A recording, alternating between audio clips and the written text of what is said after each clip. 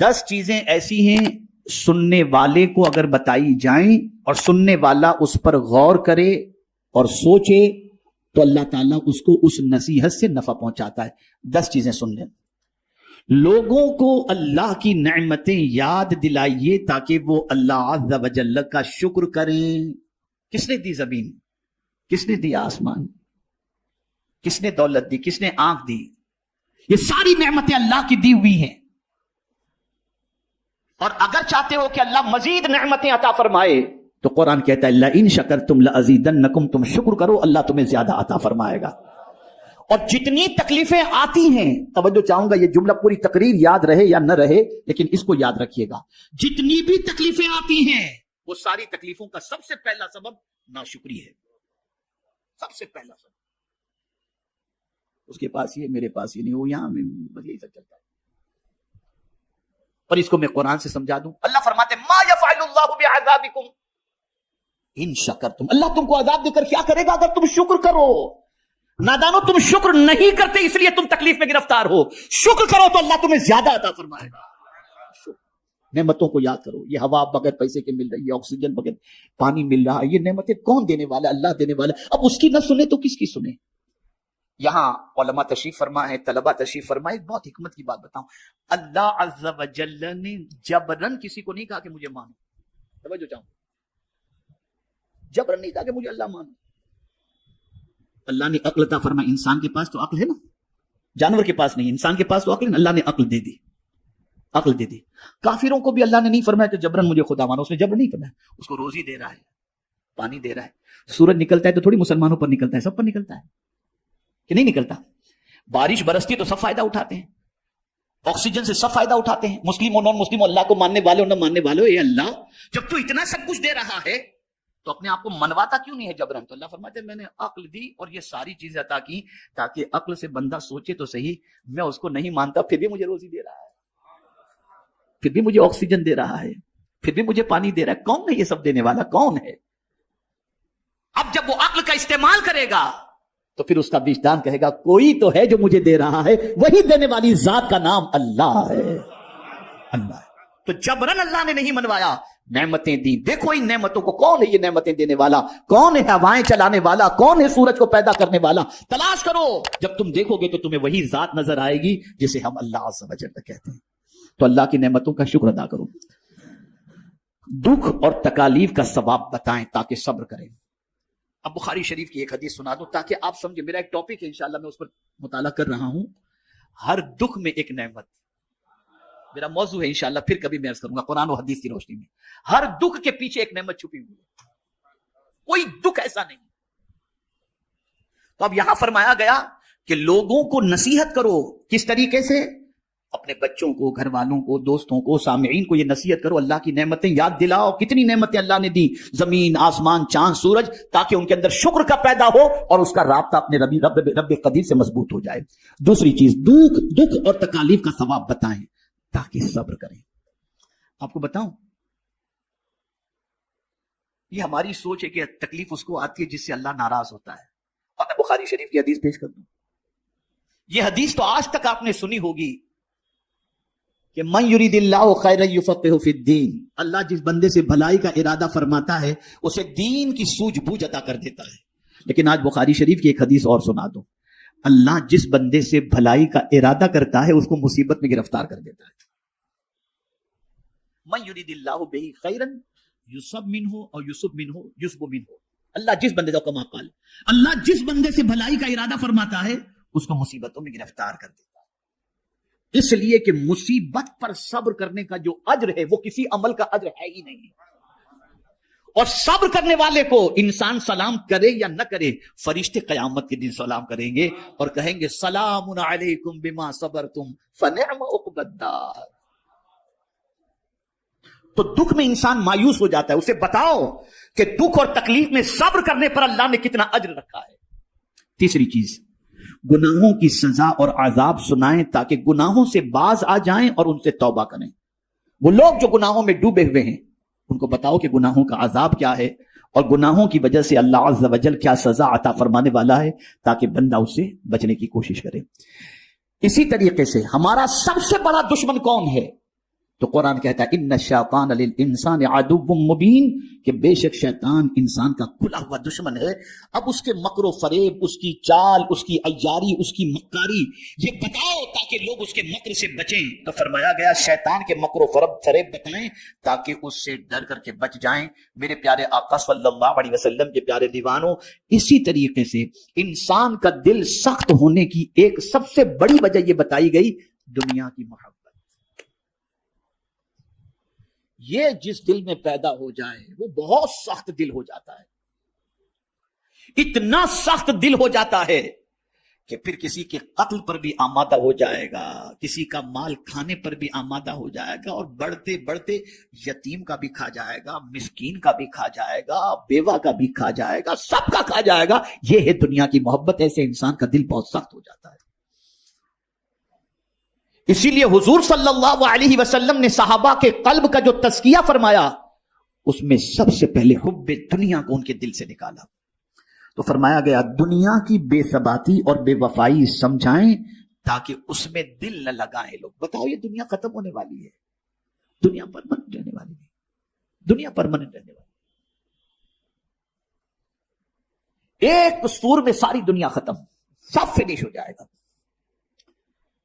اب یہاں یہ جملہ یاد رکھیے گا، علماء خاص طور پر میں گزارش کروں گا توجہ کے ساتھ، اور طلبہ بھی یاد رکھیں گے تو بڑا فائدہ ہوگا. زندگی بھر اسے اپنی کتاب کے اندر نوٹ کر کے رکھیں.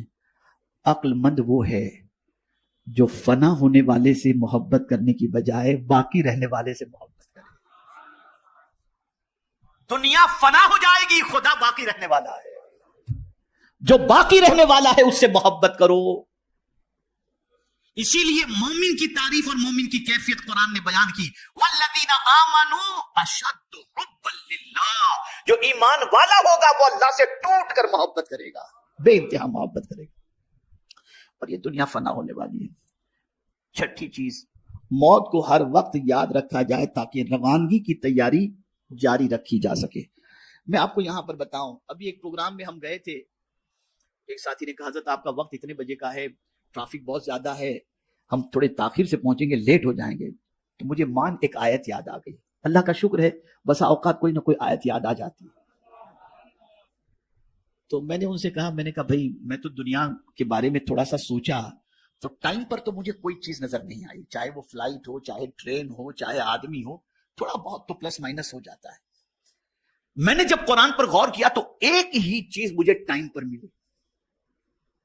قاری صاحب، ایک ہی چیز مجھے ٹائم پر نظر آئی جو 1 منٹ پہلے بھی نہیں، 1 منٹ بعد بھی نہیں. اذا جاء اجلهم لا يستأخرون ساعة ولا يستقدمون. جب موت آتی ہے تو نہ 1 منٹ پہلے نہ 1 منٹ بعد میں، جب اس کا وقت مقرر ہے تب وہ آ جاتی ہے. تو ٹائم پر ایک ہی چیز ہے، باقی کوئی چیز ٹائم پر نہیں. 1000 باڈی گارڈ رکھ لو، 1000 بلیٹ پروف جیکٹ پہن لو، لیکن دنیا کی واحد سچائی یہ ہے کہ موت سے کوئی بچ نہیں سکتا. اور یہ جملہ بھی بڑا میرا مقبول ہوا تھا کہ ہم نے بہت کچھ جمع کر کے رکھا، لیکن قدرت کا قانون یہ ہے یا دے کے مرو یا چھوڑ کے مرو، لے جانے کچھ بھی نہیں ملے گا. بہت کچھ جمع کر کے رکھا ہے نا، یا دے دو مرنے سے پہلے یا چھوڑ دو. ہاتھ میں انگوٹھی بھی پہنے ہو تو لوگ کاٹ کے نکال لیں گے، لے کے نہیں جا سکتے کچھ بھی. یہاں سے پتا چلا ہمارا کچھ ہے ہی نہیں. جسے ہم کہتے ہیں کہ یہ ہمارا ہے، ہمارا کچھ نہیں ہے. فلسفہ سمجھ لو، یہ اللہ نے استعمال کرنے کے لیے دیا ہے. جب تک وہ چاہے گا تم استعمال کرو گے، پھر یہ کسی اور کو دے دے گا. اسی لیے اس کا قانون ہے دے کے مرو یا چھوڑ کے مرو، لے جانے کچھ بھی نہیں ملے گا، کچھ بھی لے جانے نہیں ملے گا. اور موت کا وقت کسی کو نہیں معلوم. تو دل کی سختی کو دور کرنے اور نصیحت کو حاصل کرنے کے سلسلے میں موت کا تذکرہ لوگوں کو بتایا جائے اور موت کو ہر وقت یاد رکھنے کی تاکید کی جائے. اسی طریقے سے 7ویں چیز، قیامت کو زیادہ سے زیادہ یاد دلایا جائے تاکہ اس کے لیے زیادہ راہ جمع کیا جا سکے. لوگوں کو بتایا جائے قیامت ایک دن ہے، آخرت کا دن ہے، وہاں کیا چیز کام آئے گی اس کو بتاؤ، وہاں کی سچویشن کیا ہوگی اس کو بتاؤ، وہاں کون کس کے کام آئے گا بتاؤ. میری ایک کتاب خریدیے گا مکتب سے، محشر میں حضور کہاں ملیں گے. کوئی نہیں ملے گا، کسی کا پتہ نہیں، لیکن حضور کا پتہ معلوم ہے. حضور نے خود بتا دیا میں کہاں ملوں گا، اور کہاں ملیں گے؟ جہاں سخت حاجت ہے وہاں مصطفیٰ پیارے تشریف فرما گے۔ پل صراط پر ملیں گے، میزان پر ملیں گے، حوض کوثر پر ملیں گے۔ یا رسول اللہ آپ کی عظمتوں پر قربان کہ جن کوئی بھی مصیبت ایسی نہیں جس کے حل کے لیے آپ پہلے سے موجود نہ ہوں۔ یہ مصطفیٰ جان رحمت صلی اللہ علیہ وسلم۔ اور سب سے بڑی شان جو ہے نا حضور کی، اگر کچھ بیان نہ بھی کی جائے، صرف ایک شان بیان کی جائے، وہ شان محبوبیت۔ ہماری صاحب توجہ چاہوں گا، اعلیٰ حضرت نے اس کو بہت فوکس کیا، ہر شان اپنی جگہ پر، لیکن اللہ کی بارگاہ میں جو محبوبیت کا مقام ہے وہ اس سے بڑھ کر، تو اعلیٰ حضرت کیا اٹھے یار، محبوب میرے آقا اللہ کے کتنے محبوب ہیں تم جانتے ہو؟ میں تو مالک ہی کہوں گا، اتنے محبوب، میں تو مالک ہی کہوں گا کہ وہ مالک کے حبیب، یعنی محبوب و محب میں نہیں میرا تیرا۔ اگر مولا نے سورج غروب کر دیا، محبوب نے اشارہ کیا، سورج پلٹ کر آ گیا، تو محبوب سے نہیں فرمایا میں نے ڈبا دیا تو نے نکالا کیوں؟ اس لیے کہ محبوب محبوب ہے، میں تو مالک ہی کہوں گا کہ وہ مالک ہے، یعنی محبوب و محب میں نہیں میرا تیرا۔ تو قیامت میں حضور کام آئیں گے صلی اللہ علیہ وسلم۔ تو اس موقع کی کیفیت کو بتاؤ، وہاں کے حالات کہ کوئی کسی کے کام نہیں آئے گا۔ اور خاص طور پر میں دو چیزوں کا ذکر کر دوں، یوم لا ينفع مال ولا بنون، قیامت کے دن نہ مال نفع پہنچائے گا، نہ بیٹے نہ اولاد نفع پہنچائے گی، الا من اتى الله بقلب سلیم۔ دیکھیے بات قلب کی آ گئی، جو اپنا سلامتی والا دل لے کر کے آئے گا، یہ دل قیامت میں اس کو نفع پہنچائے گا۔ تو دل اگر سخت ہو جائے تو اللہ خیر فرمائے، اللہ خیر فرمائے، اس دل کی سختی سے اللہ خیر فرمائے۔ آٹھویں چیز، دوزخ کے عذاب کے حالات بتائے جائیں تاکہ ان سے بچ سکیں۔ اب پہلے ہی میں نے عرض کر دیا فویل للقاسیۃ قلوبہم، ویل، یہ ویل کیا ہے؟ خرابی کے معنی بھی، اور ایک اعتبار سے ویل جہنم کی اس وادی کا نام ہے جس سے جہنم بھی دن میں 70 مرتبہ پناہ مانگتا ہے۔ تو جس کا دل سخت ہو جائے، جس کے دل پر اللہ اور اس کے رسول کی باتوں کا اثر نہ ہو، اسے ڈرنا چاہیے اپنے ٹھکانے کے بارے میں۔ 9ویں چیز، بہشت کی نعمتیں سنائی جائیں تاکہ انہیں رغبت ہو۔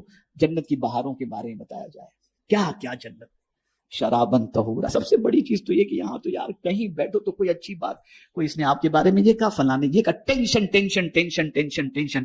جنت ایسی جگہ ہے وہاں کوئی ٹینشن نام کی چیز ہے ہی نہیں، کوئی ٹینشن کی بات نہیں۔